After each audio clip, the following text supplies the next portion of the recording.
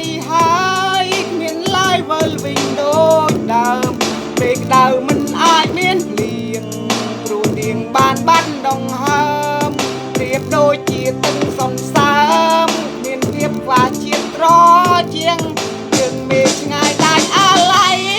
គ្មានថ្ងៃមាននាងទៅដល់ហេតុអ្វីឲ្យនាងចេញទៅត្រង់ផ្លូវមិនអាចបែកខ្នងទិញក៏បានជាព្រះអង្គ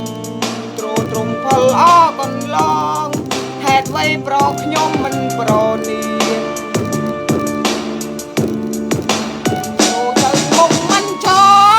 ប់មិនអាចត្រឡប់ថយក្រោយនាងលាจากលោកនេះហើយមានឡើយវិលវិញដូចដើមមេក្តៅមិនអាចមានភ្លៀងព្រោះនាងបានបាត់ដងហើមប្រៀបដូចជាទឹកសន្សើមមានភាពខ្វះជាតិត្រជាងជើងមេឆ្ងាយដាច់អាឡ័យមានថ្ងៃមាននាងទៅដល់ធ្វើឲ្យនាងចេញទៅត្រង់ផ្លូវមិនអាចបែកខ្នងទិញក៏បានជាព្រះអង្គព្រោះផលអកន្លង